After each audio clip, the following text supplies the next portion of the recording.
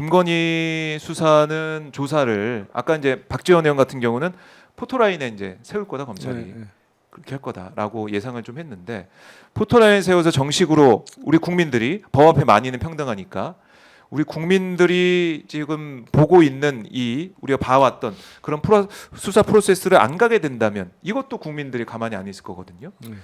검찰이 이번에도 황제 수사하고 이러진 않겠죠? 그러지는 않겠죠. 그러진 지금은 않겠죠. 판이 바뀌었으니까.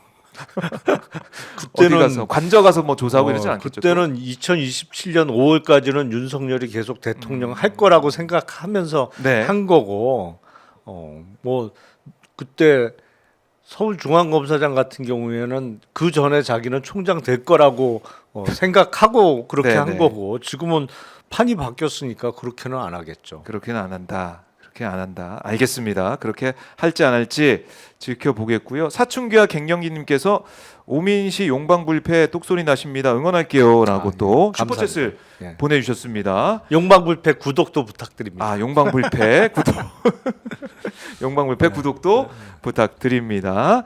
자 김영남 의원과 함께 하고 있는데 이 명태균 게이트가 지금 뭐 윤석열 이제 탄핵 심판 헌재 심판이 어떻게 나올지도 많은 분들이 관심을 가지고 있지만은 명태균 게이트 수사 그리고 거기에 연루돼 있는 사람들이 운명이 어떻게 될 것이냐. 네. 특히 오세훈, 홍준표 이 두 사람의 집중이 많이 되고 있어요. 근데 참 희한한 게 홍준표 시장 건 같은 경우는 홍준표 시장이 나는 명태균과 뭐 해본 적이 없다라고 했는데 한 번 통화했다. 이게 좀 어제 나오고 있고 아들도 연락을 했다는 거고 이거 어떻게 봐야 됩니까, 의원님? 홍준표 시장이 솔직하지 못한 거죠. 음. 근데 이렇게 뻔히 드러날 거짓말을 한다고? 네. 그 사실은 나쁜 거예요. 음. 양심이 털끝망치라도 있으면 네. 이렇게 금방 드러날 거짓말을 하면 안 되는 거죠. 음. 그렇잖아요. 그리고 웬만하면 아들이 전화할 일이 뭐가 있어요? 그렇잖아요. 아들이. 네.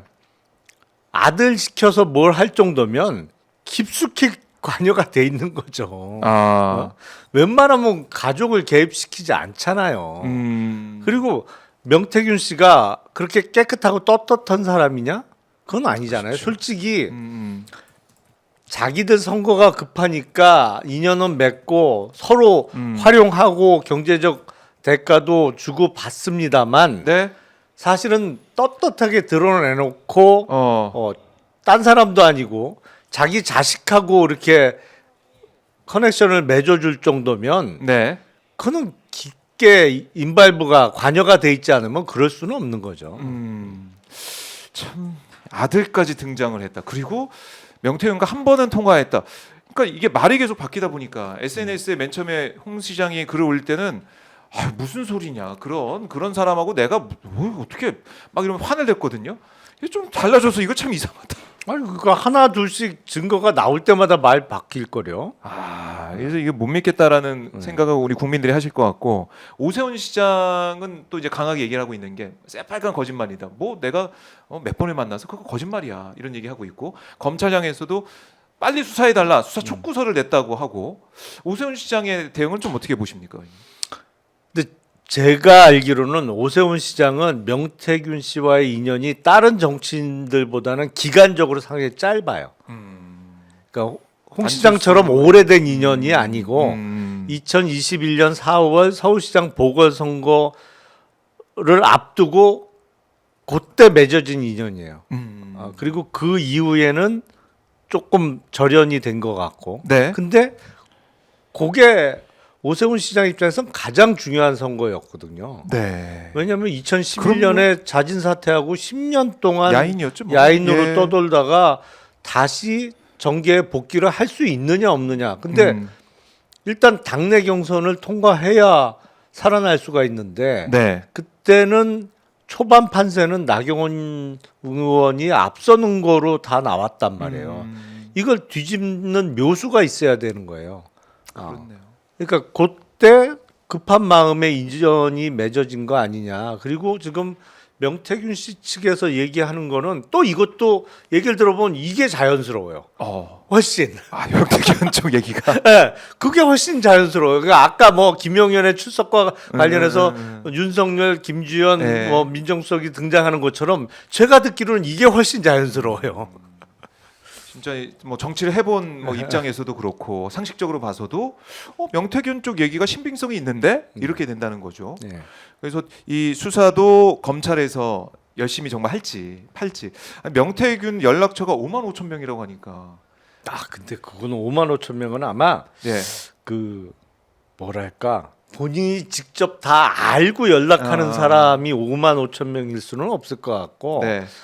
항상 이제 선거와 관련해서 여론조사 같은 거를 돌리고 뭐 여론조사 결과를 만들어내는 사람이니까 그런 용도로 좀 저장된 번호도 상당수 있지 않을까. 보통 한 사람이 그러니까 그 2년 한 번이라도 만나서 연락처를 주고받고 네. 2년을 맺고 뭐 1년에 아니면 10년에 한 번이라도 연락을 주고받는 사람이 10,000명을 넘어가기는 쉽지 않거든요. 네. 아무리 발이 넓은 정치권 인사라도 그래서 5만 5천 명은 뭐 다양한 용도로 활용하는 명단이 5만 5천 명이 아닐까 싶어요. 네.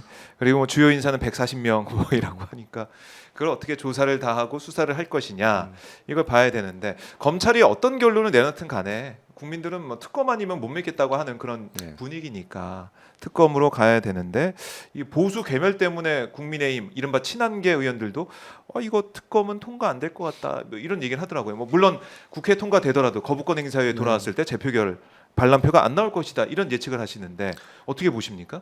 그러니까 시기의 문제죠. 시기의 문제.